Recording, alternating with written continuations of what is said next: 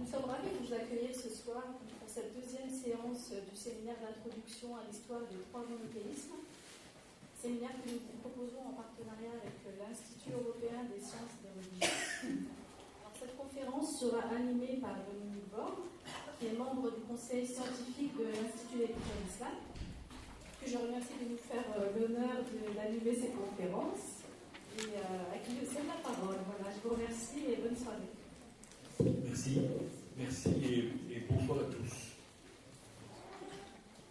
La première séance a consisté essentiellement à, pour ceux qui peut-être n'étaient pas là, à mettre en place d'abord dans quel temps et dans quel lieu est apparu les trois monothéismes, et puis aussi à comparer ce qu'on appelle le polythéisme et ce qu'on appelle le monothéisme, donc à poser quelques définitions de base.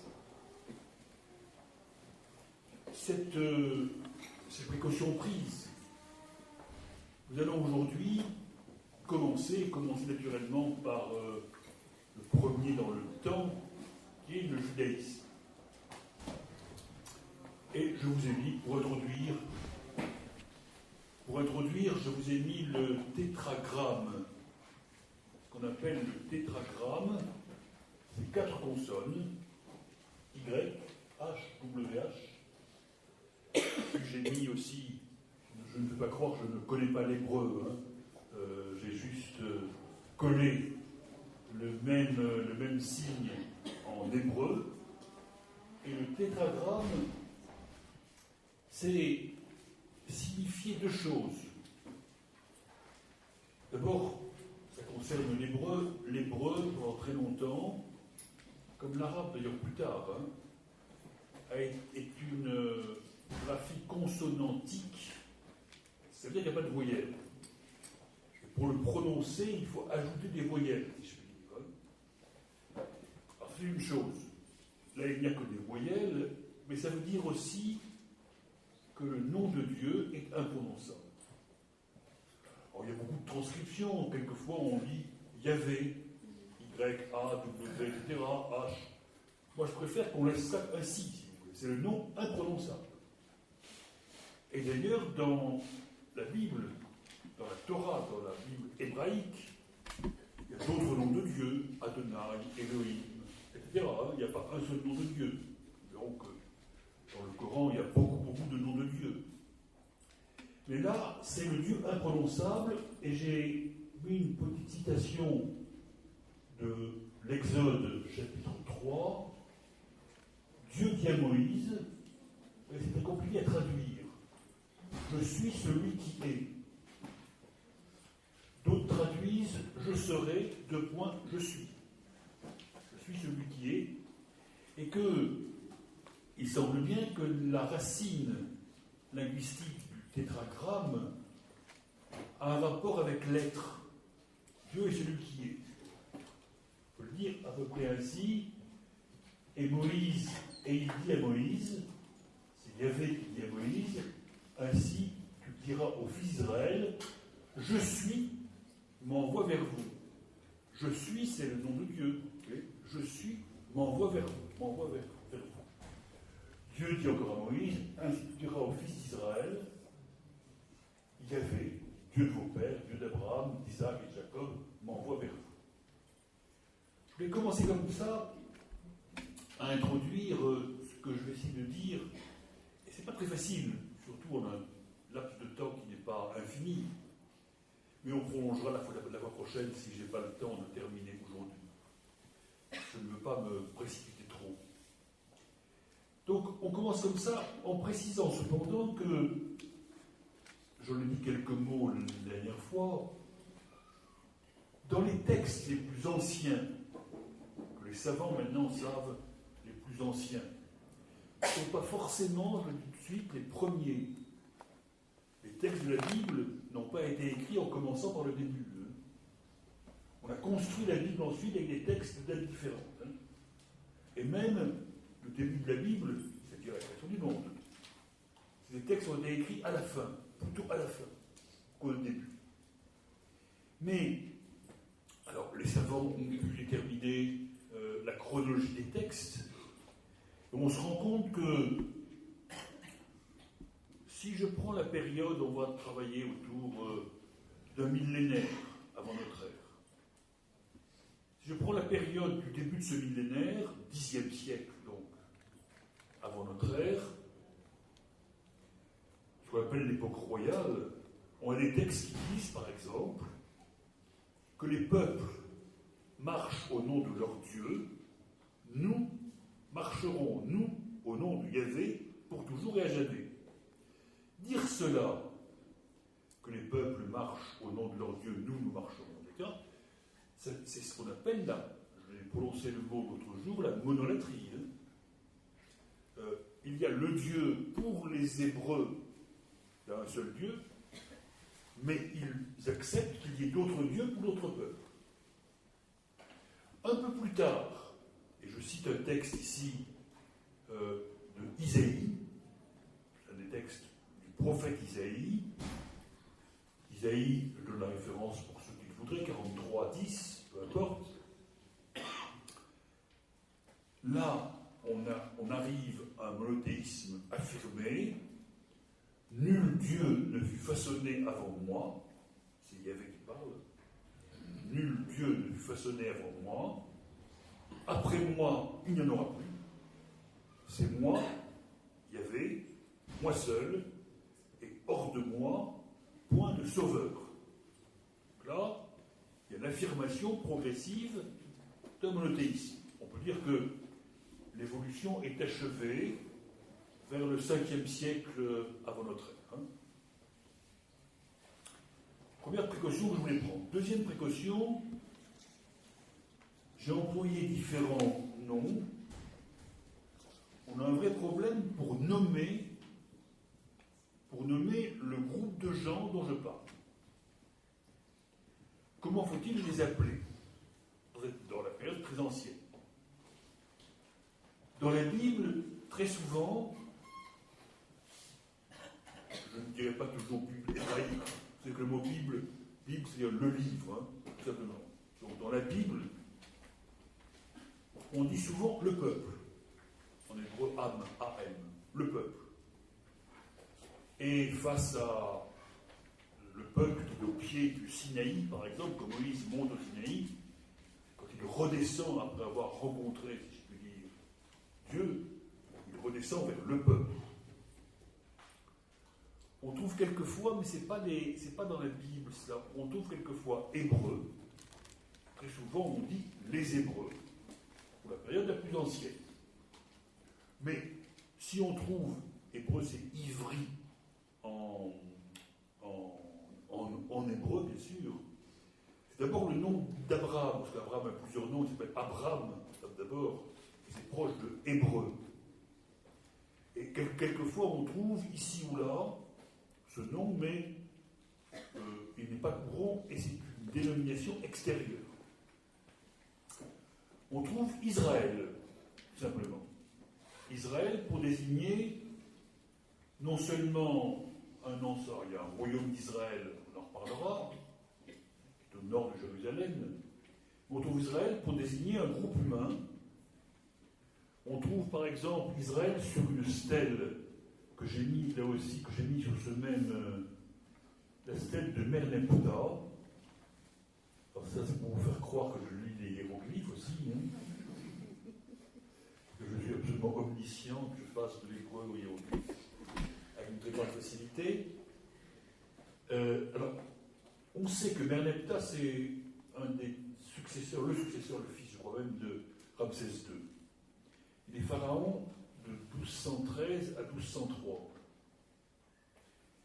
On a trouvé une stèle que j'ai reproduite ici, que j'ai reproduite, oui, avec aussi la traduction qu'on arrive à faire, Israël dévasté, PN, ça veut dire que c'est un signe de négation, semence. Alors, on a traduit Israël est dévasté, sa semence n'est plus. Bon. Et cette stèle date du XIIIe siècle avant notre ère. très compliqué. Ça veut dire sans doute que l'Égypte a été, le pharaon égyptien était victorieux d'un groupe humain qu'il appelle Israël. Est-ce que ça veut dire, pour autant, qu'il y a eu des habitants, des populations qui a vécu en Égypte? Moi, j'en sais rien. Hein. À partir de là, certains pensent que ça prouve qu'il y a eu des liens, etc. On n'a rien d'autre. Hein. On n'a rien d'autre. Nous reparlerons de Moïse en Égypte, etc. Mais là, on n'a rien d'autre que des choses comme ça. Hein. Mais le nom Israël apparaît au XIIIe siècle dans une source extérieure, hein, et pas seulement dans la Bible. Hein. La Bible, ça apparaît aussi, bien sûr. Et on trouve, par exemple, après dans la Bible, quand Israël sortit d'Égypte, dans les psaumes, par exemple, quand Israël sortit d'Égypte, on trouvait après dans les évangiles. Enfin, un peu plus tard, 4e, 3e siècle, on arrive à juif, alors juif décliné dans les différentes langues, en hébreu, Yehudi, avec un Y pour commencer, en hébreu, Yehudi, ça vient de Juda, Yehuda, qui est le nom d'un des fils de Jacob. Les fils de Jacob est très nombreux, une dizaine de fils de Jacob, c'est 12 fils de Jacob, ça va être les tribus d'Israël. Un de ses fils s'appelle Juda, et ça donne Yehudi, en grec, Iudaios, et en latin, Judéus, ou après juif en français, etc. Si vous voulez, hein. Voilà, c'est des noms qu'on trouve à partir l'hellénisation, l'appellation de. J'ai donné une chronologie, je vais revenir dans un instant. L'hellénisation de la région, c'est après la conquête d'Alexandre. Hein. Toute la région a été hellénisée, donc on commence à parler très largement grec. Mais on retrouve aussi, un peu auparavant, sur des inscriptions, et le terme se généralise dans la Bible ensuite. En arabe, on dit Yahoudi. Aux juifs, vous voyez, on est dans la même racine, exactement dans la même racine, à partir de Juda, un des fils de Jacob. Mais c'est pas très commode parce que on a des problèmes dès le point de départ de nom. On a des problèmes de nom. Alors, si je reviens maintenant, je voudrais revenir, si j'y arrive, à manœuvrer ça. Voilà. Je voudrais revenir à la chronologie que j'ai distribuée la dernière fois. Si par hasard, certains d'entre vous n'avaient pas eu la chronologie, il y a quelques chronologies ici pour la prendre tout à l'heure, et pour le moment je la projette, donc vous n'avez pas besoin. La chronologie, je reviens à la chronologie maintenant pour aborder l'histoire. Ce que nous avons à faire quand nous faisons l'histoire d'une religion, c'est à suivre trois choses. Hein. À suivre un groupe social de manière très très générale, hein, un groupe social, à suivre les pratiques qu'on peut appeler religieuses de ce groupe, hein, quelles sont ces traditions religieuses, ces pratiques dans le temps, et qui peuvent évoluer, et quelles sont enfin ses croyances, c'est la troisième chose. Un peuple, ses croyances, ses pratiques. Hein. C'est à peu près ainsi que nous abordons toutes les religions. Je vous rappelle que j'ai marqué en couleur ce qui n'est pas attesté historiquement, mais qui est affirmé par les textes religieux. Vous voyez ce que je veux dire, hein. Ça veut dire qu'on n'a pas la preuve historique que ça a eu lieu. Je ne dis pas que ça n'a pas eu lieu, je n'en sais rien. Vous voyez, en histoire, quand on n'a pas de preuve, l'historien dit qu'il ne sait pas. Je dis simplement que la Bible dit que... Alors, il y a le temps des patriarches, Abraham, Isaac, Jacob, qui auraient vécu au XVIIIe siècle avant notre ère. Et Abraham serait venu le Chaldée vers la côte, vers la région justement de Jérusalem.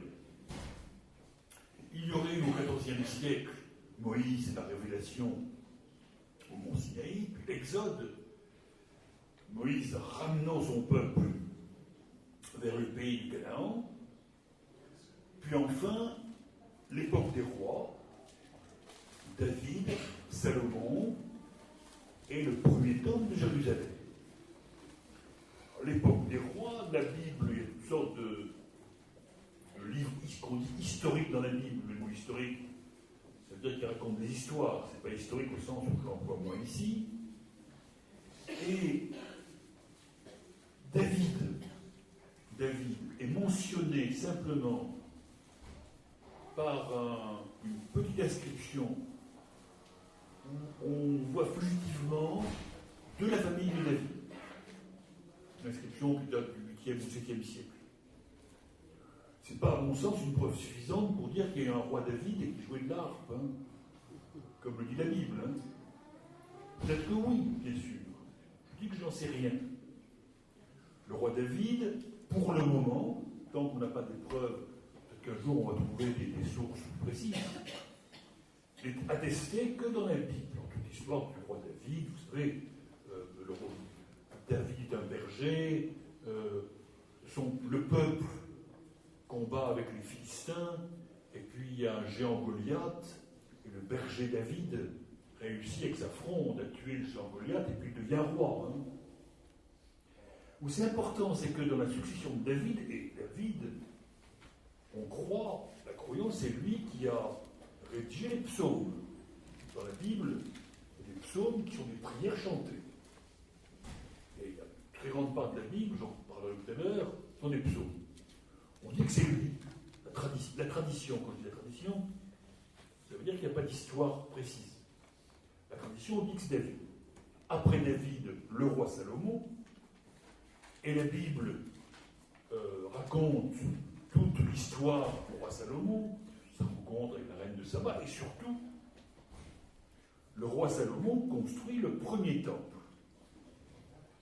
Et le premier temple, parce qu'on numérote les temples, à l'époque du premier temple, à l'époque du second temple, hein, il y aura des destructions bien sûr, mais le roi Salomon est celui qui aurait, on n'a aucune espèce de preuve, hein, aucune espèce de preuve, qui aurait construit le premier temple de Jérusalem, comme c'est indiqué dans la... Alors là, il y a progressive rédaction, je l'ai mis un peu trop rapidement, à partir, on estime que les premiers textes ont été mis par écrit, les premiers morceaux de texte, hein, mis par écrit, et pas dans l'ordre comme cela, hein, entre le 9e et le 8e siècle, et puis on sait qu'entre le 10e et le 8e siècle, il y a effectivement deux royaumes, le royaume de Juda, avec sa capitale Jérusalem, et le royaume d'Israël, avec sa capitale Samarie. Juda centré autour de Jérusalem, et Israël exactement au nord. Je vais vous trouver une carte pour vous le montrer. Et Israël exactement au nord de... Le problème, c'est que j'ai presque trop de cartes.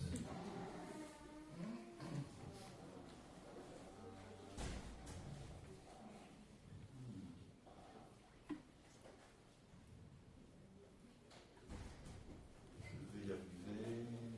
Je ne sais pas si c'est ici. Bon, ça va faire, ça va suffire.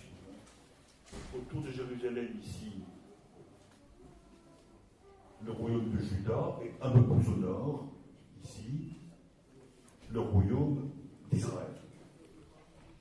Alors, ce qui s'est passé, on ne sait à peu près rien de ces royaumes, sinon ce que raconte la Bible.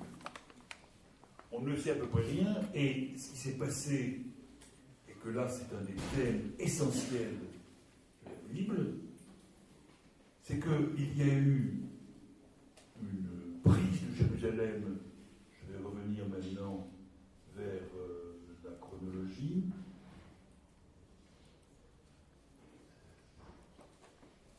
Si j'arrive à trouver. Non, c'est pas ça, il faut que je fasse autrement. Voilà. La chronologie doit être là.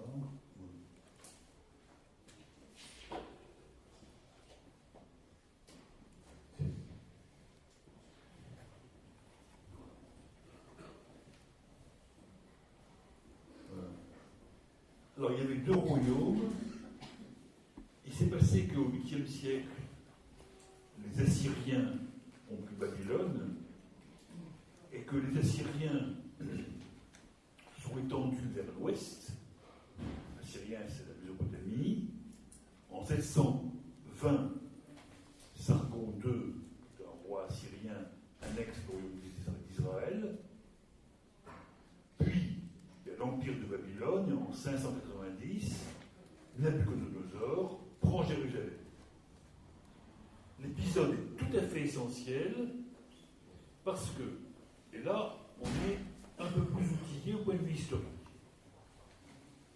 On sait que une grande partie des habitants du royaume de Juda ont été déportés à Babylone, ou dans la région. Et on a déporté l'élite du groupe juif qui habitait là. C'est-à-dire les prêtres, les scribes, les artisans spécialisés, les fonctionnaires, même le mot est un peu anachronique, peu importe. On a déporté à Babylone, et la déportation à Babylone, loin du temple, va devenir un des thèmes du judaïsme essentiels. L'an prochain à Jérusalem, ça va être dit aussi jusqu'au XXe siècle, l'an prochain à Jérusalem, dans d'autres circonstances. Mais en rappelant cet épisode historique, qui est un épisode historique fondateur, puisque les Juifs sont pendant un temps loin du temple. Et à cette date, je veux maintenant, mais à cette date, le temple est le centre du judaïsme. Là où se passe l'essentiel des cérémonies du judaïsme. Alors, je vais en dire un mot de ce temple, pour expliquer, pour qu'on comprenne ce que je dis en ce moment. Il faut remonter au récit de Moïse. Tout à l'heure, je regroupais tout cela pour vous l'expliquer. Je suis forcé de faire des allers-retours un peu complexes. Moïse rencontre Dieu au sommet du mont Sinaï et Dieu délivre au peuple les tables de la loi. Ces tables de la loi vont être placées dans ce qu'on appelle en général dans la Bible l'Arche d'Alliance, un coffret portatif, et dorénavant dans tous les déplacements du peuple, quand Moïse va amener le peuple à la terre promise, le peuple est suivi de l'Arche d'Alliance. Quand le peuple de Moïse, le peuple de Yahvé plutôt, conduit par Moïse, lui n'a pas le privilège d'entrer en terre promise, de s'arrêter au seuil, entre en terre promise, on va construire un temple, et le temple, essentiellement, va abriter l'Arche d'Alliance. Donc, dans le temple, il y a la loi. C'est très important, mais on pose progressivement ce qu'est le judaïsme. Dans le temple, il y a la loi. La loi Torah, ça veut dire loi, enseignement, loi. Et le culte, c'est autour de la loi qu'il se passe dans ce temple. Et le Saint des Saints, comme on dit, le cœur du temple, où seuls les purs, seuls les prêtres peuvent entrer. Ce temple construit par Salomon avec les cèdres de Liban, avec l'or amené par la reine de Saba, etc. Le temple abrite la loi.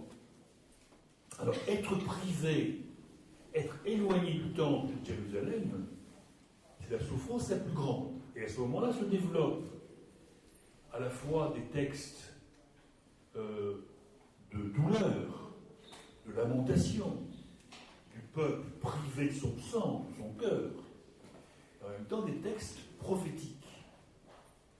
Ézéchiel, Jérémie, etc.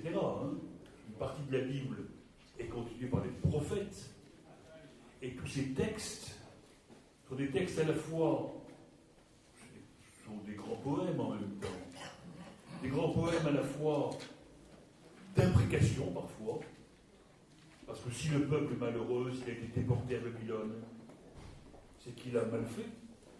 C'est une punition de Yahvé, c'est que le peuple ne s'est pas conduit comme il devait l'être.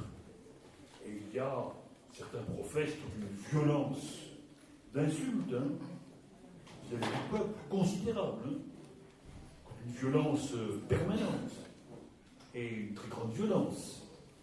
Donc il y a à la fois, et puis en même temps, il y a des visions, Ézéchiel, il y a des visions d'Ézéchiel, etc. Il y a des visions extraordinaires, et en même temps des imprécations. Des grandes paroles de douceur, des grandes paroles de violence. C'est pour ça que, permettez-moi une toute petite parenthèse qui vaut pour tout ce que nous dirons, y compris les fois prochaines, il ne faut jamais isoler un morceau de texte. C'est vrai pour le Coran comme c'est vrai pour la Bible, c'est vrai pour les évangiles. Parce qu'en isolant un bout de texte, on peut faire dire ce qu'on veut. On peut trouver des paroles d'une très grande violence, on peut trouver des paroles d'une grande douceur, d'une grande compassion. Alors, c'est pas difficile de couper un petit bout et de faire dire dans un sens ou dans l'autre ce qu'on veut, pour essayer de prendre l'ensemble. Alors, donc ça c'est le moment de la captivité à Babylone. À la fin du VIe siècle, 539, toujours dans ma chronologie, Cyrus c'est Perse, prend Babylone et construit l'empire des Perses achéménides. Alors, les Perses achéménides, pour vous situer dans un autre monde, c'est eux qui vont entrer en guerre avec les Grecs, dans ce qu'on appelle les guerres médiques, pour faire un tout petit peu des liens entre les choses. La victoire de Marathon et de Salamine d'Athènes, c'est contre les Perses, au 5e siècle, un peu plus tard. Mais là, les Perses dominent l'ensemble de ce royaume et ils autorisent le retour des Juifs vers la Judée, vers Jérusalem. Et donc il y a un retour avec cependant des communautés juives qui restent à Babylone. De même qu'il y a déjà des communautés juives en Égypte. Et en particulier, un peu plus tard, il y en aura beaucoup à Alexandrie. Donc, je rappelle simplement ici, je vais détailler tout cela, après le moment achéménide, c'est Alexandre le Grand qui va faire la conquête de l'Égypte et de l'Empire achéménide. Alexandre le Grand qui, bien sûr, impose une civilisation grecque. Les successeurs d'Alexandre le Grand, ce qu'on appelle les monarchies hellénistiques, dominent la région. Dorénavant, il n'y aura plus d'indépendance du peuple juif. Le peuple juif, jusqu'à la création de l'État d'Israël en 1947, mais oui, 2000 ans plus tard. À partir de cette date, il y a un groupe que des dominants autorisent à exercer sa religion. Les dominants, c'est les Perses, c'est les Grecs, c'est les Romains. Quelquefois, il y a des conflits. Nous verrons que les Romains, il y a eu des graves conflits. Mais ils sont sous la domination avec parfois une certaine autonomie laissée au temple. Donc, un pouvoir un peu théocratique, c'est le temple qui gouverne un petit peu, une autonomie. On paie l'impôt, on paie l'impôt aux Perses, on paie l'impôt aux monarchies hellénistiques, l'Agide et le Séleucide, etc. Alors, ce qui s'est passé dans cette période, c'est que, autour du IVe siècle, et là il y a un livre de la Bible qui en témoigne, il y a eu la mission, je n'ai pas marqué son nom sur la chronologie, je ne peux pas tout mettre, la mission d'un scribe qu'on appelle Esdras. Esdras, E-S-D-R-A-S, tout simplement. Et Esdras, au début du IVe siècle, le souverain perse qui s'appelait Artaxerxès, peu importe, il a eu la mission donnée par le roi perse. D'ailleurs, il semble bien que Esdras devait être dans une communauté juive qui était restée en Mésopotamie, dans la vallée du Tigre de l'Euphrate, peut-être à Babylone. Et Esdras a eu la mission de rédiger une synthèse des traditions de la loi, de manière à ce que le souverain perse puisse savoir en quelque sorte à qui il avait affaire.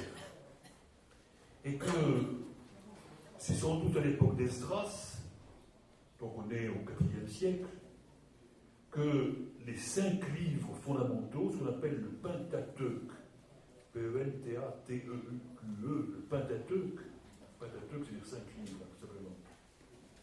C'est la racine que bibliothèque, Penta c'est 5, et tech c'est comme bibliothèque, c'est 5 livres, Pentateuque, c'est du grec, ont été construits. Et c'est là sans doute que on peut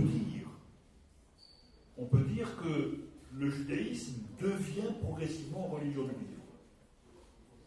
Qui n'était pas, on ne le sait pas avant, il n'y avait pas de texte construit comme cela. Mais à partir du IVe siècle, avec la réunion de ce texte, et qu'on appelle la Torah, et la loi, et le livre religieux s'appelle la loi, hein, ça est très important, hein. On n'aura pas tout à fait la même chose avec le christianisme.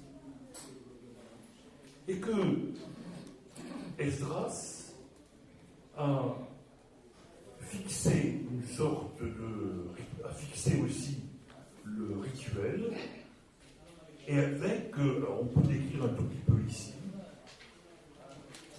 il y a une sorte d'état-temple, je l'ai dit tout à l'heure, régi par des prêtres qui sont héréditaires, une caste sacerdotale,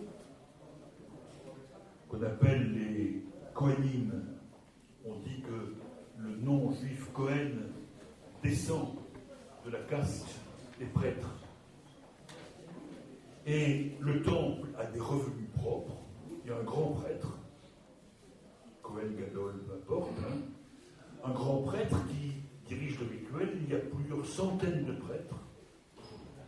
Il y a des prêtres et des sous-prêtres, qu'on appelle des lévites.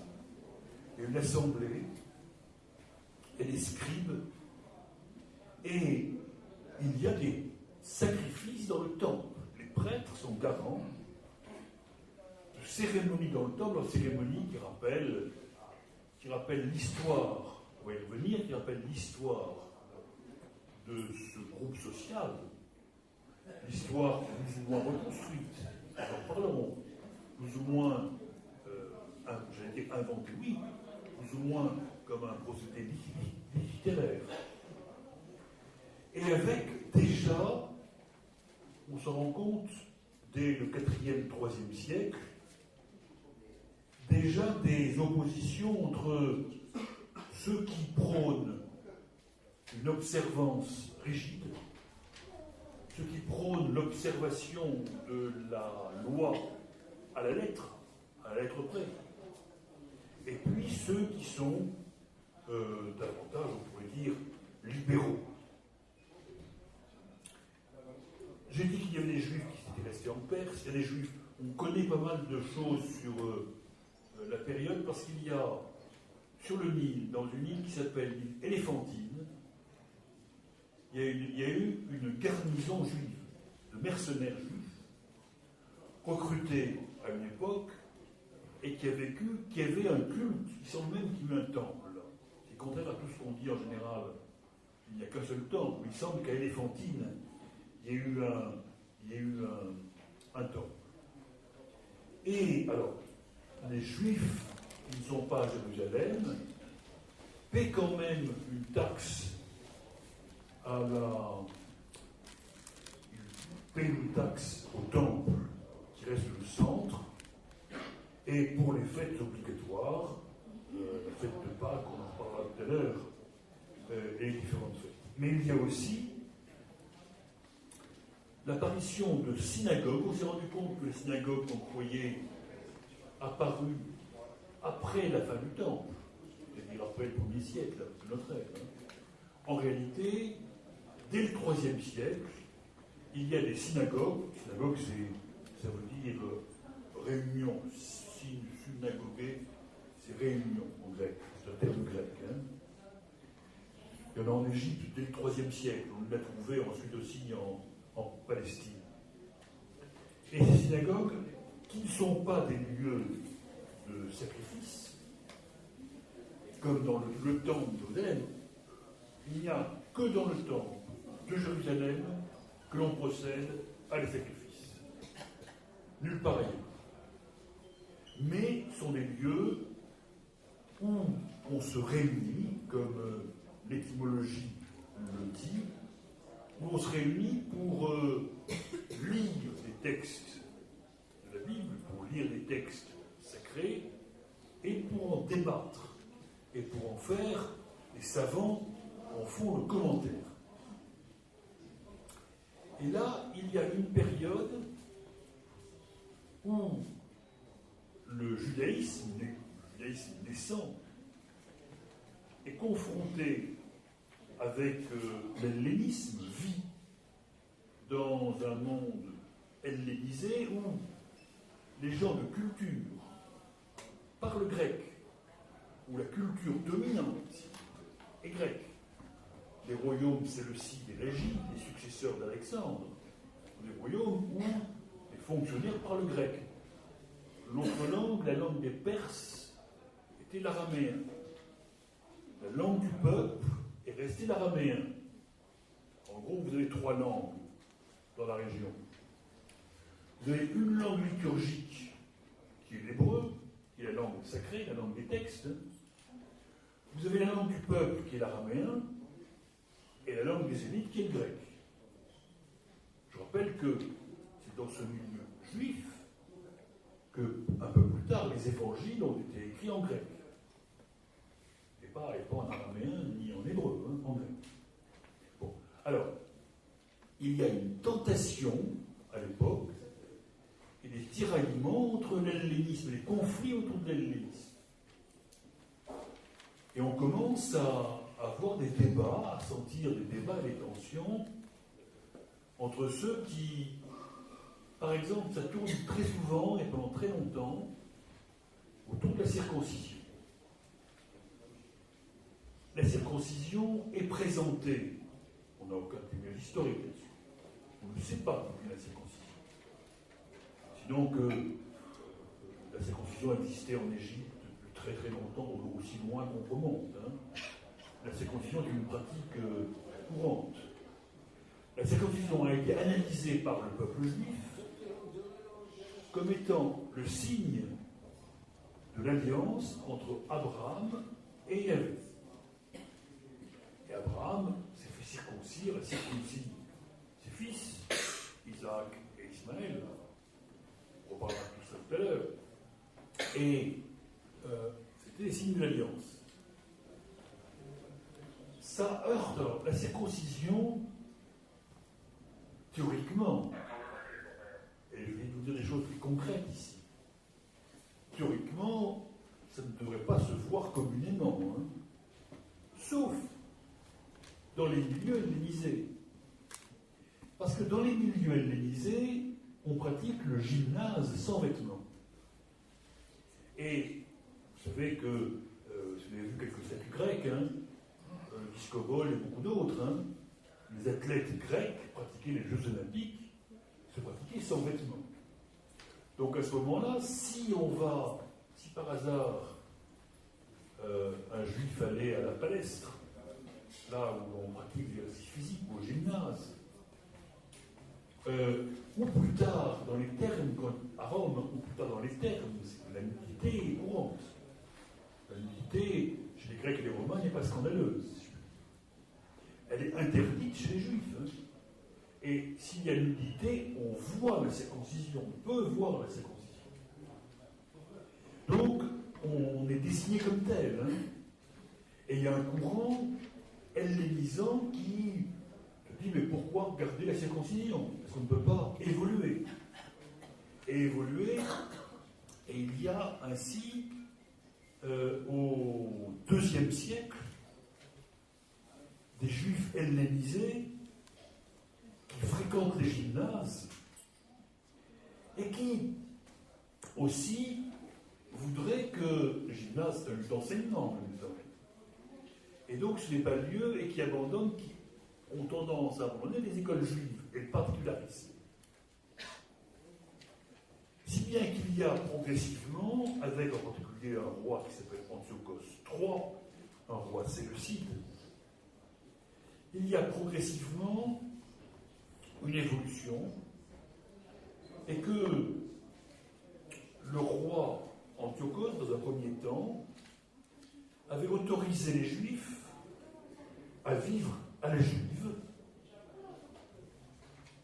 Je traduis exactement un terme grec, Judaïsein, vivre à la juive, et avait autorisé, avait permis par exemple aux Juifs d'interdire que les étrangers pénètrent dans l'enceinte du temple. Et avait interdit aussi, avait permis que soient interdits les animaux défendus. J'en parlerai tout à l'heure, mais il y a un livre de la Bible qu'on appelle le Lévitique, qui raconte toutes sortes d'interdictions. Et en particulier, par exemple, il n'y a pas le renard, le lièvre, le cheval, ils sont interdits à manger. Tous ceux qui ont le sabot fendu. Ceux qui ont le sabot fendu, le porc en premier lieu, mais tous les animaux avec le sabot fendu sont impropres à la consommation. Mais il se passe ensuite que, progressivement, après Antiochos IV, c'était pas 4, excusez-moi, c'était 3, Antiochos IV, son successeur, on est vers 175, son successeur favorise les hellénophones, ceux qui parlent grec, et en particulier un grand prêtre qu'on appelle Jason, qui se fait nommer grand prêtre par intrigue et qui crée à Jérusalem une Antioche de Jérusalem. Une Antioche, du nom du souverain Antiochos. Hein. Donc quelque chose de tout à fait impie pour les Juifs. Et on raconte même que, avec Jason, il invite les Juifs à fréquenter les gymnases. Et on a des textes où certains Juifs se font faire des prépuces pour ne pas montrer qu'ils étaient circoncis. Se font faire des prépuces postiches. On ne demandait pas des précisions plus grandes que cela, hein, mais se font faire des prépuces postiches pour aller au gymnase. Alors, c'est plus dialectique, mais ça montre où est là. Et que progressivement, il y a répression, sans qu'on en voit très bien toujours les raisons, et le souverain, ça nous est raconté par un livre de la Bible, que les Juifs n'ont pas reconnu, mais qui est dans la Bible chrétienne, qui s'appelle le livre des Maccabées. Maccabée, c'est le nom d'un personnage qui s'est révolté. Et que les souverains grecs ont voulu introduire le culte de Zeus à Jérusalem, et là on arrive à un conflit ouvert, ont voulu interdire la circoncision et ont voulu interdire la pratique du Shabbat, c'est-à-dire la pratique du repos du samedi, du 7e jour, une pratique essentielle pour les Juifs. Donc il est difficile, sans qu'on comprenne très bien les raisons pour lesquelles ça se passe. Ça provoque une révolte, ça provoque, je ne vais pas rentrer ici dans la suite des guerres qu'on appelle à l'époque des Maccabées et de leurs successeurs, ça provoque une révolte, ça provoque des troubles, mais l'essentiel ici, je crois, c'est de comprendre l'hésitation entre un judaïsme intransigeant, un judaïsme clos, si je puis dire, toutes ces pratiques, et un judaïsme éventuellement plus ouvert. Alors, dans la suite,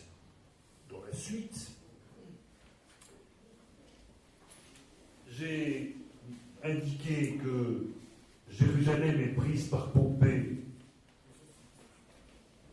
en 64. Hérode devient roi des Juifs.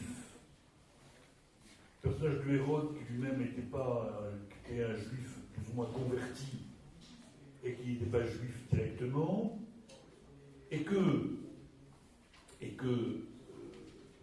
progressif, la prise de Jérusalem par Pompée, alors on verra ensuite, je laisse de côté ce qui se passe, nous reviendrons plus tard autour de ce qui se passe pour les chrétiens, dans cet épisode-là, mais c'est au cœur, c'est bien sûr au cœur de l'histoire juive. Et que Pompée ne s'était pas gêné, bien sûr, pour profaner le temple.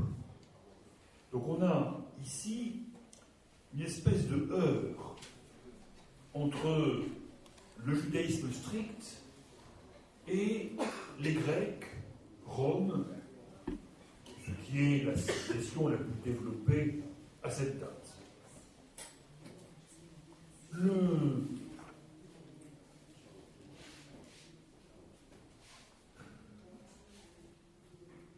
Ça va se terminer, j'y reviendrai dans le détail tout à l'heure, mais ça va se terminer, cette période, par la destruction du temple de Jérusalem, par Titus. J'ai montré la dernière séance l'arc de Titus à Rome, où dans le triomphe de Titus, il a exhibé le chandelier à 7 branches pour montrer le butin fait sur le temple. Et à partir de cette date, il y a eu une seconde révolte en 132, où là, Adrien, parce qu'il veut raser le temple et installer un temple à Jupiter, une révolte, et Jérusalem est rasée. Donc, si vous voulez, il y a un épisode après, on a un troisième épisode, à partir de cette date-là, il n'y a plus de temple. Il n'y a plus de temple, tous les Juifs n'ont pas quitté la région.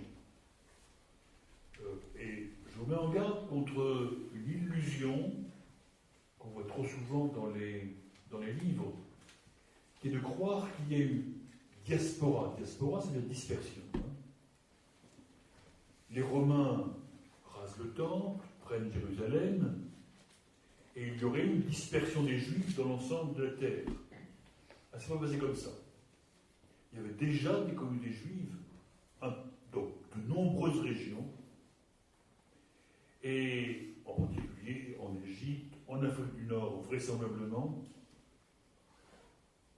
bien que les communautés juives d'Afrique du Nord soient très difficiles de savoir d'où elles viennent, comment elles se sont installées là. C'est un trou historique, si je puis dire, actuellement très difficile à cerner, mais il y a des juifs un peu partout autour de la Méditerranée, et au-delà même. Donc ce n'est pas une diaspora qui est partie directement après la destruction du temple. En tout cas, à cette date, de manière tout à fait évidente, on n'a plus de temple de Jérusalem, qui était le centre. Le judaïsme a disparu et ne sera jamais reconstruit. Quand on a fondé un État d'Israël en 1947, on n'a pas songé à reconstruire le temple. On vénère ce qui reste du mur du temple, ce qu'on appelle le mur de lamentation les Juifs vénèrent le mur du temple, ou ce qu'on appelle une des substructures du temple. Ils vénèrent l'histoire, mais on n'a pas construit le temple. Donc, voilà une nouvelle étape essentielle pour l'histoire du judaïsme. Ce que je vais maintenant, après avoir, trop rapidement, mais je vais répondre à vos questions si vous en avez, je voudrais rappeler l'essentiel du récit biblique. Non pas pour en faire un récit d'histoire, j'ai dit que ce récit était reconstruit, mais parce qu'il est au cœur de la religion juive. Il est essentiel. La lecture de la Bible étant l'acte essentiel. La Bible est construite. Je voudrais vous montrer, si j'arrive de nouveau à manœuvrer cela,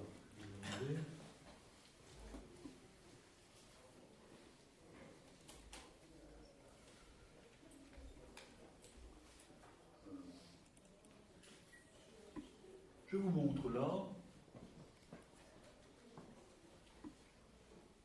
la première page d'une Bible, d'une ancienne Bible manuscrite, et avec ce que vous lisez tout à fait en haut ici,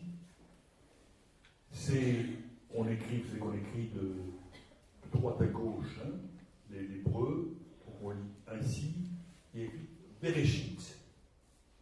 Bereshit, j'ai mis vous reverrez dans le tout début on va voir la chronologie tout à l'heure, le tout début de la Bible. Bereshit, ça veut dire au commencement. Et les premiers mots de la Bible, Bereshit, au commencement, en général, on donne, traditionnellement dans le monde juif, on donne en titre au livre les premiers mots par lesquels il commence. Donc Bereshit, ce qu'on appelle, nous en général, ce qu'on appelle la Genèse. Le premier livre de la Genèse, c'est-à-dire la création du monde. Ce premier livre de la Genèse, qui, je l'ai dit, n'a pas été écrit on n'a pas écrit en commençant par là. On l'a reconstruit de manière à donner une logique, un ensemble qui n'en avait pas au point de départ. La création du monde, je rappelle que cette création du monde, la Bible, dans le même texte de la Bible hébraïque, qui est devenue aussi la Bible chrétienne, on juxtapose deux récits de la création du monde. Pas tout à fait indifférent, je crois l'avoir dit un tout petit peu l'autre jour, mais je le répète ici, il y a deux récits de la création du monde, et donc deux traditions différentes pour la création du monde. Qui se distinguent par exemple, je crois l'avoir dit, dans un des récits, la création de l'homme, il est dit homme et femme, il les créa. C'est l'être humain qui est créé, homme et femme, il les créa. Et je rappelle dire ici que Adam, ça veut dire homme, c'est pas un nom, ça veut dire homme. Et que dans l'autre, il y a une autre tradition qui explique comment Ève est née du côté d'Adam, d'une côte d'Adam façonnée par Dieu, avec un Dieu un peu bricoleur qui a, avec une côte, a fabriqué la femme. Donc des traditions qui s'accommodent, et c'est important aussi, ne croyez pas que la religion, c'est l'affirmation d'une vérité vraie comme ça, et qui est pour elle-même. Il y a plusieurs créations du monde. Et il n'y en a pas une qui est plus vraie que l'autre. Tout cela montre bien qu'on est dans une littérature symbolique, et non pas dans la volonté de dire le vrai. Alors, c'est très important la création quand même, parce que à partir de là, il y a une des traditions juives les plus importantes. C'est que, vous savez, Dieu crée, etc. Et puis il s'oppose le 7e jour. Et le repos de Dieu est commémoré par le Shabbat. On commémore le repos de Dieu après la création. Donc on commémore la création. Le Shabbat est un rappel fondamental de la création. C'est très différent. Ça n'a rien à voir avec le dimanche chrétien, par exemple. complètement différent. Alors, je rappelle que dans la Bible, le premier couple étant Ève, et que la Bible est faite, essentiellement, ça s'appelle Genèse, mais on pourrait dire aussi généalogie. Il y a sans fin des généalogies.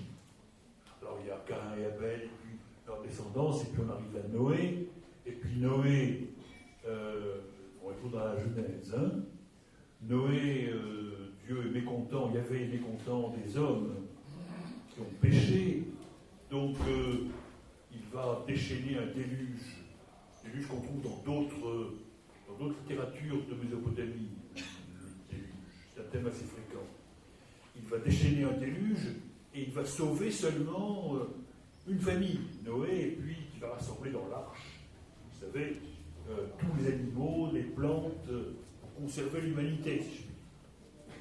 Et puis après que le déluge, après 40 jours, et le déluge terminé, de nouveau des généalogies, hein, de nouveau des généalogies pour arriver à Abraham. Alors, Abraham, premier des patriarches, avec le thème, qui est un thème qui rappelle la captivité à Babylone. Ce peuple-là passe son temps dans la Bible à retrouver sa terre. C'est un thème permanent du judaïsme. On retrouve la terre. C'est important parce que ce que je dis là, vous comprenez bien, commence à alimenter ensuite ce qu'on appelle le sionisme. Hein, qui est évidemment retrouver la terre. Donc, Abraham, il part, je le disais tout à l'heure, de Mésopotamie, de Ur en Chaldée, peu importe, et on est dans un monde de nomades. Et pendant très longtemps, les premiers livres de la Bible, c'est un monde de nomades. Alors, Abraham, un monde de nomades, et avec l'importance pour ces nomades d'avoir une descendance. Alors, Abraham se convertit au monothéisme. Nous en reparlerons parce que la manière dont Abraham est devenu monothéiste est expliquée de manière beaucoup plus précise et détaillée dans le Coran et dans le monde musulman. C'est un personnage Ibrahim pour les musulmans, et la manière dont il est devenu, puisque j'indique déjà peut-être, là c'est pas dans la Bible, hein, mais on raconte dans les textes coraniques, je ne sais pas si dans le Coran ou des textes autour, hein, peu importe, que le père d'Abraham était marchand d'idoles. Il vendait des statuettes de divinités. Un des premiers gestes d'Abraham a été de casser la boutique de son père. Raconte-t-on dans les textes musulmans, hein, c'est un symbole assez joli, hein, pour se séparer du polythéisme. Hein, on casse les idoles, c'est pas la réaction du père. Mais dans la Bible, je reviens à ce qui est mon sujet aujourd'hui, Abraham devient monothéiste, il y a l'alliance avec Dieu, marquée par la circoncision, et puis le problème, c'est qu'Abraham n'a pas d'enfant. Et il y a tout le temps des problèmes de descendance et de fécondité dans la vie. C'est pour un homme, c'est la pire des choses que de ne pas avoir de descendance. Vous savez, ils vivent très très longtemps, Abraham, avec la Bible, 870 ans, je crois, quelque chose comme ça. Hein. Et ils vivent très longtemps, et Abraham, avec son épouse Sarah, est stérile. Et Sarah, qui est la grandeur d'âme faite femme, si je puis dire, hein. Enfin, je ne sais pas si c'est la grandeur d'âme, je dirais. Sarah dit à Abraham d'aller avec sa servante. La servante qu'on appelle, le personnage du Coran aussi, qu'on appelle Agar dans la Bible. Hein. Et Abraham a un enfant avec Agar, qu'on appelle Ismaïl. Et que cependant, malgré l'âge avancé de Sarah et d'Abraham, Sarah a elle-même ensuite un fils. Et dans le récit fait dans la Bible, c'est un peu complexe aussi, il y a plusieurs traditions qui se mélangent. dans le récit fait dans la Bible, quand Sarah donne naissance à un fils qui s'appelle Isaac, un personnage très important de la Bible, après avoir beaucoup ri, parce qu'on parle du rire de Sarah, comment moi je pourrais être mère encore, alors je suis hors d'âge, hein. Et quand elle a un fils Isaac, elle ne supporte plus Agar et son fils. Hein. Et elle renvoie Abraham, je le dis en arabe. Abraham est contraint par sa femme de renvoyer Agar et Ismaël dans le désert. Et c'est là où nous verrons le Coran reprend l'histoire. Le Coran reprend l'histoire, puisque, je la dis quand même maintenant, ça c'est pas dans la Bible, hein, mais dans le Coran, Ibrahim, avec Ismaël, va fonder la Mecque, hein, et la Kaaba, et la pierre noire. Hein. Donc ça, c'est une histoire qui dérive de la Bible. On peut la dire dès maintenant. Dans la Bible, il n'y a pas cela. Dans la Bible, il y a quand même, si vous voulez, que lors de la mort d'Abraham, il est enterré à Hébron, sud de Jérusalem, hein, avec ses 2 fils. Ismaël, on ne sait pas d'où il revient, la tradition, on ne l'explique pas. Mais il y a les 2 fils, Isaac et Ismaël, considérés comme les 2 fils d'Abraham.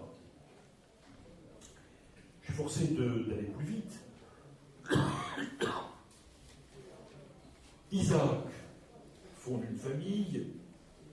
Isaac a un fils qui s'appelle Jacob, et Jacob, l'histoire de Jacob, qui est un des grands patriarches de la Bible, Jacob a volé son droit d'aînesse. Hein. C'est son frère aîné qui était l'aîné qui aurait dû succéder. Il a profité de son père Isaac, qui était vieux et faible, pour se faire reconnaître comme l'héritier. C'est pour dire comment, quelquefois, si vous voulez, les grands personnages bibliques sont à l'origine des faussaires. Hein. C'est comme ça. Hein. Et ça part d'un mensonge, et d'un mensonge grave. Je rappelle qu'ensuite, il y a dans la Bible, à la fin de la Genèse, il y a le récit d'un petit roman. Je vous conseille de regarder ça, parce qu'à une époque, je le racontais à mes petits-enfants, et ça marche très bien, c'est l'histoire de Joseph et de ses frères. Joseph, qui est un des fils de Jacob, est un fils qui est vendu par ses frères lors du passage d'une caravane, et il est vendu et il se retrouve en Égypte. Et en Égypte, par son talent, vite, il fait fortune, il devient, une sorte d'épisode, le conseiller du pharaon, et devenu conseiller du pharaon, c'est l'histoire des vaches maigres, des années de vaches grasses, des vaches maigres. Hein. Conseiller du pharaon, il fait venir sa famille en Égypte.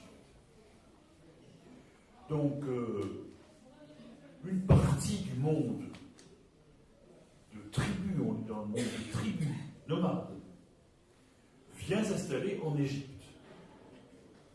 Et là, il y a une rupture, si vous voulez, mais quelques années ensuite, quelques siècles ensuite peut-être, hein, on retrouve des Hébreux en Égypte, mais qui ne sont plus du tout aimés par le pharaon. Hein.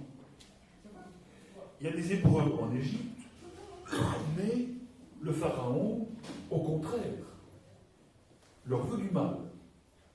Et veut que tous les enfants mâles des familles juives soient tués. C'est l'épisode de Moïse, l'enfant Moïse, dont la mère, pour qu'il soit peut-être sauvé, abandonne au fil du Nil. Il y a d'innombrables tableaux qui racontent cela, hein, la peinture occidentale. Et chance pour Moïse, la fille du pharaon se promenait là avec ses suivantes, elle voit l'enfant, elle le recueille, bon, etc. Hein. Et Moïse, après, réussit. Alors Moïse passe pour un Égyptien, si je puis dire, hein, mais il sait qu'il est de son peuple.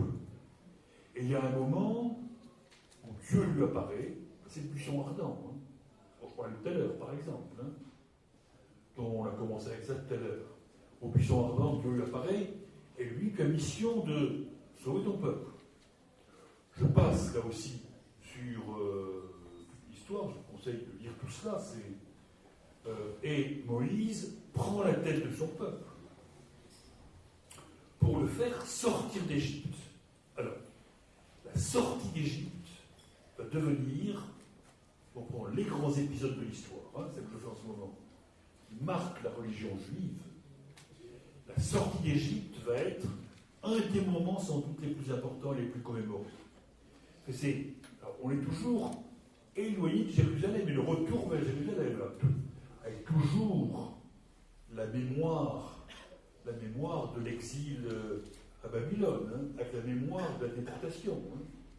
Et là, le peuple, c'est une métaphore, le peuple retombe. Si bien que, je sais qu'il est, je fais une parenthèse de méthode ici. À un moment, certains voulaient retrouver dans l'histoire les épisodes racontés dans la Bible. Par exemple, vous savez, dans ce qu'on appelle l'Exode, le livre de la Bible qui s'appelle ainsi, Moïse conduit son peuple et, aidé par Dieu, protège ce peuple. La mer Rouge s'ouvre devant le peuple juif conduit par Moïse. Et quand les Hébreux sont passés, elle se referme sur les armées du Pharaon. Tout ceci est bien sûr de la littérature symbolique. Et il est absurde de chercher, je ne sais quel tsunami qui expliquerait ça. C'est absurde parce que ce n'est pas le but du texte, si vous voulez. Le but du texte, ce n'est pas de rapporter un symbole. Et ça veut montrer simplement, ça montre que quand il est bien guidé par de bons guides comme Moïse, quand il est guidé par de bons guides comme Moïse, quand il est soutenu par Dieu. Et Dieu le mène à bon port. Alors, le Moïse part à la terre promise, c'est là où Dieu pourvoit comme il le faut, quand il n'y a pas d'eau, une source qui apparaît, quand il n'y a pas de nourriture, la manne tombe du ciel et ils s'en nourrissent. Dieu pourvoit aux besoins de ce peuple. Et puis Moïse monte au sommet du Sinaï, qui est actuellement le territoire égyptien du Sinaï. Et il monte, c'est au pied du Sinaï d'ailleurs qu'on montre ce qui aurait été le buisson ardent, donc une espèce de preuve bien sûr. Il monte au sommet du Sinaï en plein désert. Et là, il a la révélation de la loi. Ce sont les 10 commandements. Alors, vous savez, toutes sortes d'épisodes, parce que pendant que Moïse n'est pas là, le peuple s'émancipe et un jour, Moïse, dans de son dialogue avec Dieu, il trouve son peuple adorant un veau d'or. Abomination de la désolation. Il peut adorer un veau d'or. Colère de Moïse, tout le temps les fautes du peuple, si vous voulez. Les fautes du peuple, le repentir, etc. Et puis, la fin de l'histoire, Moïse, son destin, Moïse c'est la loi, son destin est de ne pas voir la fin de l'histoire. Il meurt en vue de la terre promise. Le monde est beau, traditionnellement. Il meurt en vue de la terre promise. Mais il a conduit le peuple jusqu'au bord de la terre promise.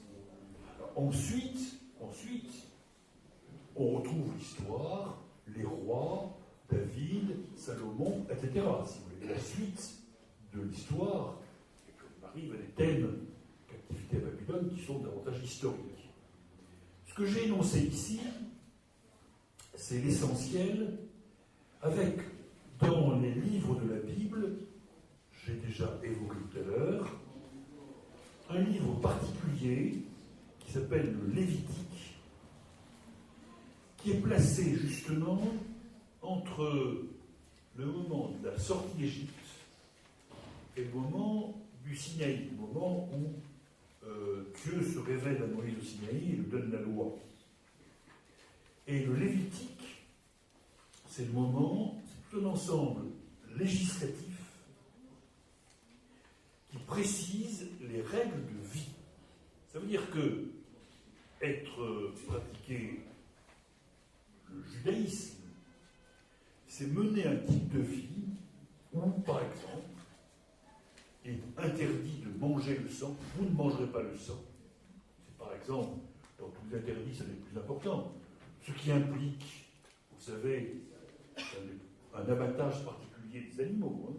Il faut saigner les animaux, il n'y a pas de sang qui reste dans les animaux que l'on consomme. Avec des choses plus compliquées, on ne peut pas, les êtres vivants qui sont dans l'eau, on ne peut pas consommer ceux qui n'ont ni écailles ni nageoires. Alors, ni écailles ni nageoires, quand on cherche, hein, ça veut dire que la raie est interdite, par exemple. Hein.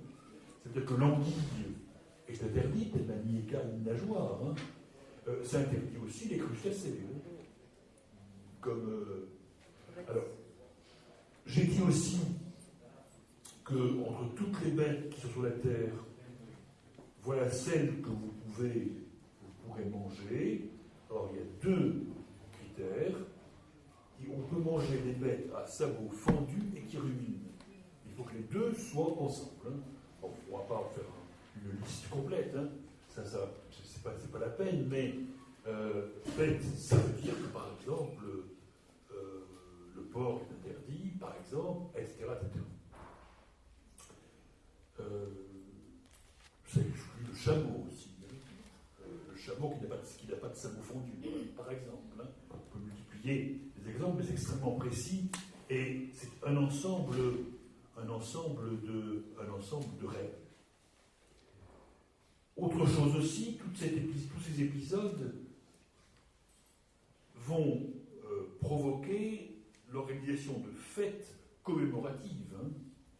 Et parmi les plus grandes fêtes commémoratives, il y a Pessah, chez les Juifs, P-E-2-S-A-H, ou Pâques, hein, la Pâques, hein, ou Pessah, qui est la sortie de l'esclavage égyptien. Mais c'est à la fois, c'est comme une mort Babylone, c'est tout cela, hein, symboliquement, hein, la captivité à Babylone, qui est historique. Hein. Alors ça veut dire par exemple que à Pessah, c'est lié aussi parce que c'est lié à l'interdiction du sang aussi. Parce que lors du départ d'Égypte, on avait marqué les portes avec du sang, les portes juives, pour pas qu'il y ait de problème, pour qu'on sache qui devait partir, etc. On avait marqué les portes avec du sang. Et le sang est le sang de l'agneau. Et l'agneau que l'on retrouve, que l'on mange à Pâques, l'agneau c'est peut-être ce que les trois monothéismes ont en commun. L'agneau. C'est intéressant parce que si on cherche bien tout ce qui fonctionne, tout ce qui n'est pas interdit, tout ce qui est au contraire vénéré même, hein, et l'agneau, le bélier, peu importe, hein, c'est aussi, et je voulais en arriver là, je ne l'ai pas dit tout à l'heure exprès, celui qui joue un rôle dans le sacrifice d'Abraham. Puisque une des scènes très importantes de la Bible, et là reprise très fortement par le Coran, hein, des scènes parallèles, pas tout à fait semblables, mais parallèles dans le Coran et dans la Bible, c'est quand Dieu dit à Abraham, sans raison, on explique aucune raison, tu prends ton fils, tu vas le sacrifier. Et Abraham prend son fils, va le sacrifier. On a des images où même le jeune Isaac, il porte lui-même le bois de sacrifice sur le dos, hein, qui est le comble de la soumission. Et c'est conçu à la fois chez les Juifs et chez les musulmans comme le symbole de l'obéissance absolue à Dieu. Obéissance absolue et sans réplique, si je puis dire. Hein. Alors, ce qui se passe, bien sûr, c'est que, au dernier moment, alors qu'il y a une multitude de tableaux qui le montrent, alors qu'Abraham lève le couteau, hein, il y a une main divine, un ange du ciel qui arrête le bras d'Abraham, hein, et qui montre à Abraham, dans un buisson, il y a un bélier qui est prêt à remplacer Isaac. Et donc le sacrifice du mouton, c'est aussi le sacrifice d'Isaac. C'est peut-être, voilà, il y a différentes manières d'analyser ce type de récit. C'est peut-être aussi le moment où les religions interdisent les sacrifices humains. C'est peut-être un moyen de montrer que dorénavant, Dieu ne veut plus de sacrifices humains. Alors, dans beaucoup de religions, le sacrifice humain était une chose assez banale. Hein. Alors, toute religion s'interprète, vous voyez ce que je veux dire, hein, de comprendre cela. Hein. Toute religion s'interprète. Alors, la dernière chose que je voudrais dire, pour vous laisser poser quand même quelques questions, une fois que je reprenne ça, je reprendrai ça la prochaine fois en reparlant du monde juif au temps de Jésus. On retrouvera forcément le monde juif au temps de Jésus. La dernière chose qu'il faut que je dise ici, qui est très importante, c'est que il y a certes la Torah, les livres essentiels dont je viens de parler, l'histoire essentielle dont je viens de parler, il y a le Lévitique et le reste, et puis les prophètes, les psaumes, etc. Mais il y a surtout, se développant dans le monde juif, des commentaires de la Torah. Et le monde juif, alors c'est très compliqué, il s'appelle la Mishnah, ça s'appelle le Talmud, des termes très compliqués à expliquer, mais commentaire et commentaire du commentaire, hein, à n'en plus finir. Et dans une religion comme la religion juive, il faut bien comprendre hein, que un rabbin, et même un père de famille, hein, peut lui aussi trouver son commentaire au texte. Il n'y a pas une explication imposée. Le sacrifice d'Isaac, pour les Juifs, peut être diversement compris. Et il y a un bout de la controverse, justement, hein, et du débat. Du débat sur ce qui est interdit et permis. Hein. Vous voyez, avec une précision considérable sur les sabots fendus ou pas fendus, il y a des cas un peu difficiles parfois. Hein. Il y a des cas un peu difficiles. Et là, les rabbins commandent, recommandent, se disputent. C'est des disputes considérables de rabbins. Et là, dans toute l'histoire du judaïsme, hein, toute l'histoire du judaïsme est faite ainsi. De textes et de commentaires. Si bien qu'on est parti d'une religion qui est celle du temple, du sacrifice au temple, du temple unique, à une religion de la loi, d'un mode de vie et d'une perpétuelle commentaire du texte. Et si on avait une chose à dire très forte, c'est ça le judaïsme. C'est le commentaire sans fin du texte. Et l'habitude de vivre selon la loi. J'aurais voulu une dernière chose que j'aurais voulu développer plus, mais que j'ai plus le temps de développer, c'est que je suis ici un très bel article d'un historien suisse qui s'appelle Albert de Bury et qui a écrit un article sur la manière dont le judaïsme avait choisi les ancêtres. Et il y a 3 types d'ancêtres dans la Bible que le monde juif s'est choisi. A choisi d'inventer, au sens général de ce mot. Hein. Le plus ancien, c'est pas l'ordre du texte. Le plus ancien, c'est Jacob. Le plus ancien, c'est Jacob, et là, c'est un ancêtre du monde des tribus. Un ancêtre de la généalogie, de la fécondité, et du monde des tribus, de la famille et de sa succession, des alliances. Une tribu, on épouse dans une autre tribu. En général, il y a plein de scènes où on va chercher une femme à la fontaine, hein, qui donne de l'eau et qui on prend pour épouse. Hein. Une sorte de tradition de famille et de tribu. C'est le premier ancêtre. Le second ancêtre, c'est Moïse. Alors, Moïse, c'est la loi. Moïse, c'est le mont Sinaï. Hein. C'est la rigueur de la loi. C'est la sévérité. Le peuple qui se détourne de la loi est puni. Hein. Et puis enfin, le dernier ancêtre, celui qui est le premier dans la Bible, mais le dernier inventé, c'est Abraham. Et Abraham, autant Moïse est l'homme de la loi appliquée à un peuple, autant Abraham, c'est le père des nations. Et pas seulement du étroitement, c'est le Père des nations. Et le Père de toutes les nations. Et donc, on a avec les trois ancêtres que le monde juif s'est choisi. On a trois images du judaïsme qui coexistent. C'est pas elles coexistent ensemble.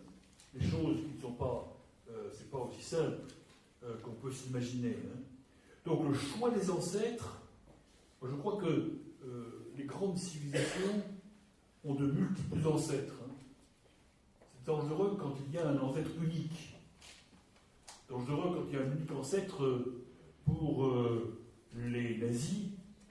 L'unique ancêtre était l'arien blond aux yeux bleus. Il y avait un unique ancêtre. Et tout le monde dans le même moule, si je puis dire. Le judaïsme, il y a différents éclairages, ce qui explique d'ailleurs la multitude de tendances dans le monde juif actuellement. Parce que justement, la référence peut être multiple, peut être aux différents ancêtres. Voilà, je voulais garder quand même un tout petit peu de temps pour vous laisser un petit peu la parole. Si vous avez des questions à me poser, il nous reste 10 minutes à peu près. Je réponds volontiers à vos questions. Nous reprendrons cela nous verrons encore une fois la prochaine fois le monde juif au temps de Jésus. Donc on posera comment ça se passe au premier siècle de notre ère. Oui, je vous en prie. D'où vient la notion de peuple élu qui n'existe pas dans le christianisme, dans les deux autres monothéismes? La notion de peuple élu, elle est extraordinairement complexe. Et il y a dans la littérature à ce sujet, je ne vais pas pouvoir en 3 minutes, je ne vais pas pouvoir faire le tour en 3 minutes, parce que c'est une complexité extrême, parce qu'on peut lire différemment cette notion dans la Bible. En clair, de nombreux moments, Yahvé a choisi, c'est ce que raconte la Bible. Il y avait, mais je ne peux pas vous répondre d'où ça vient. La Bible dit que Yahvé a choisi ce peuple. Alors, soit on le prend, et il y a beaucoup de critiques du judaïsme. Je pense ici, je ne sais pas si vous vous souvenez d'une phrase du général de Gaulle, ce peuple sûr de lui est dominateur. Au moment de la guerre de Kippour, si mes souvenirs sont exacts. Il faisait allusion à cela, à ce que vous dites. Ce peuple sûr de lui dominateur, c'est directement allusion à cela. Donc c'est une sorte de lieu commun d'antisémitisme, si je puis dire. C'est pas vous que je le dis, vous comprenez bien dans quel sens je le dis. Une sorte de lieu commun d'antisémitisme. Alors, ce qu'on dit en général, si vous voulez, c'est incontestablement un Dieu qui choisit un peuple. Ça, c'est dans la Bible, il y a des textes, si vous voulez. On peut les rassembler. Mais, quand on regarde de près, dans beaucoup de textes, il choisit ce peuple pour l'ensemble de l'humanité, pour être prêtre de l'ensemble de l'humanité. Non pas pour se refermer sur lui-même, mais pour servir Dieu pour l'ensemble de l'humanité. Peuple choisi, et non pas élu, si je puis dire, à ce moment-là, ça change un tout petit peu, peuple choisi pour être le peuple prêtre, on pourrait dire, si vous voulez, pour être le peuple prêtre, et qui travaille pour l'ensemble de l'humanité. Oui, là encore, les interprétations, je ne vais pas choisir, vous montre ce que je vous dis là, je ne vais pas choisir. Je vous redis encore une fois qu'il y a sur ce sujet aussi, sur l'illustration, il y a des lectures extraordinairement différentes des textes. Mais tout ça est fondé sur les textes. Alors, débat aussi, j'anticipe vers une question, débat aussi, nous en reparlerons sûrement un jour ou l'autre, débat aussi sur le lien entre un peuple et une terre. Bon, bien évidemment, est-ce que ce peuple a droit à une terre, etc. Ça pose des problèmes tout à fait gigantesques et très politiquement actuels. Et ça provoque un conflit très lourd et très difficile, bien évidemment. Alors c'est toujours pareil, on peut interpréter différemment les textes. Hein. Donc là aussi, je ne vous dis pas, l'élection c'est ça, hein, parce que j'avais de près cela, et je ne choisis pas. Il y a d'autres remarques ou questions? Oui?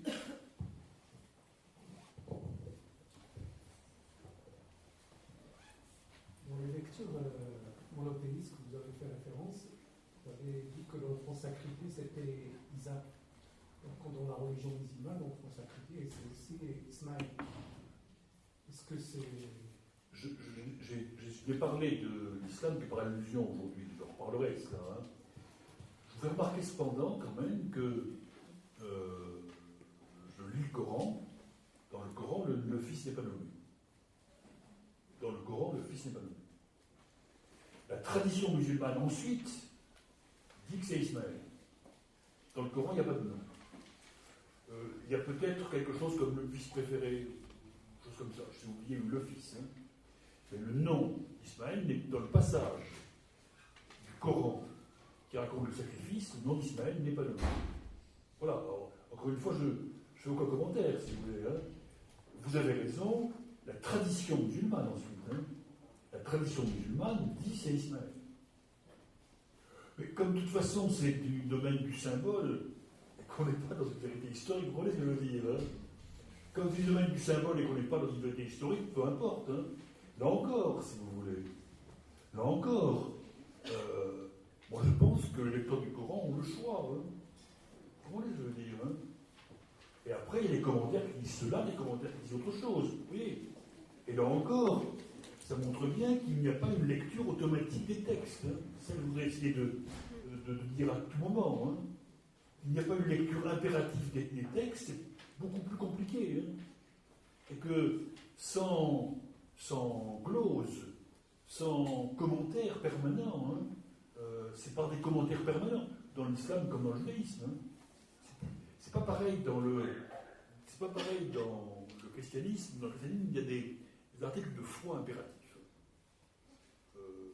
Dans le christianisme, Jésus est fils de Dieu, Jésus est fils de Dieu. Hein. Là, et puis si on n'y croit pas ça, on est hérétique, on est viré de l'église. Hein. Là, il n'y a pas. C'est très différent, hein, si on aborde ces différences-là. Alors que dans le monde musulman, les théologiens de Al-Azhar peuvent avoir tel commentaire. Dans un autre grand centre musulman, il y a un autre commentaire. Hein. C'est une chose qui est vraie encore aujourd'hui. Hein. C'est pas, il n'y a pas de pape, hein, ni dans le monde musulman, ni dans le monde juif, hein, qui dit le vrai. Hein. Donc la lecture des textes et le commentaire des textes est très important. Est-ce qu'il y a d'autres questions? Oui.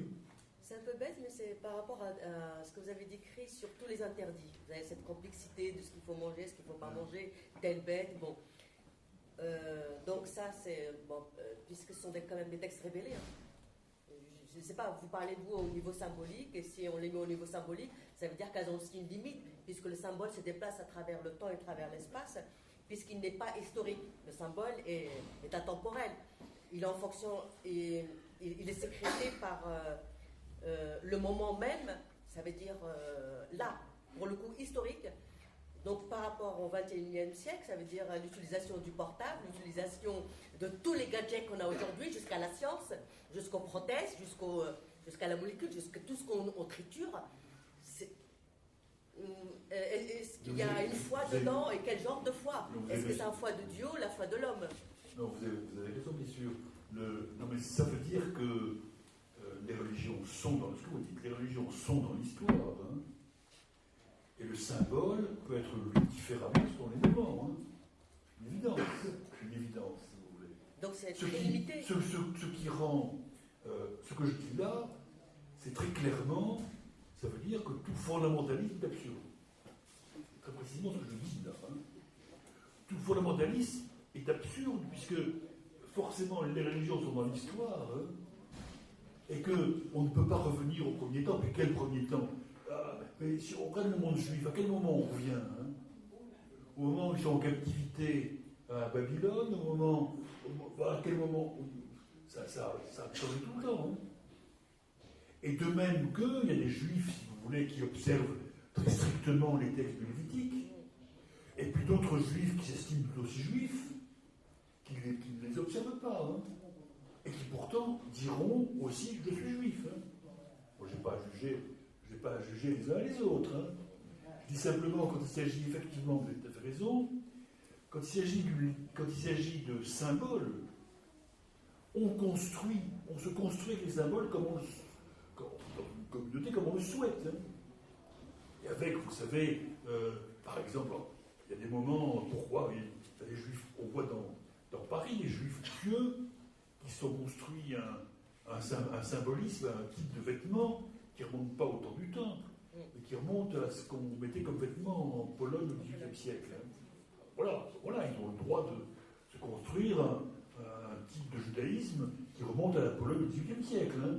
Mais ça montre bien là encore qu'on est dans l'histoire, si vous voulez. Et que alors, c'est très compliqué aussi pour le judaïsme, parce que on peut se dire juif et dire qu'on ne croit pas en Dieu. Bon, ça c'est des choses qui sont l'actuel Premier ministre israélien n'est pas pratiquant. Netanyahou n'est pas pratiquant. Il a une conception très, très, très forte de l'Israël, c'est autre chose, hein, mais il n'est pas juif pratiquant, au sens où on entend habituellement. Donc, ce qui est très compliqué, et ça poserait le problème, on va conclure là-dessus peut-être, hein, sur qu'est-ce que ça veut dire être juif, par exemple. Hein. Alors, les rabbins disent on est juif quand la mère est juive. Ça, c'est les rabbins qui disent ça. Hein. Mais ce n'est pas une loi de la République. Hein. Pour les rabbins, ils disent ce qu'ils veulent, si je puis dire. Hein. Si je suis laïque, moi je dis, est juif celui qui me dit qu'il est juif. C'est la seule définition. Et musulman, celui qui me dit qu'il est musulman, etc. C'est la seule définition réelle de la laïcité. Hein. Et juif, celui qui me dit qu'il est juif. Et musulman, celui qui me dit qu'il est musulman. Et est un croyant, celui qui me dit qu'il est un croyant. Je peux continuer très longtemps ainsi. Hein. Et on n'assigne pas une origine. Hein. Et, vous savez, c'est des gros problèmes en France sur les musulmans. Hein. Parce que la notion les musulmans, si vous voulez, a tendance absurdement à englober l'ensemble de ceux dont les parents ou les grands-parents sont traversés la Méditerranée, hein, si je peux dire. Hein. Alors qu'ils peuvent être athées, ils ont le droit, ils peuvent être, etc. Hein, c'est leur liberté. Hein. Ils peuvent aussi être musulmans, bien entendu. Hein. Mais c'est pas extrêmement attention au vocabulaire.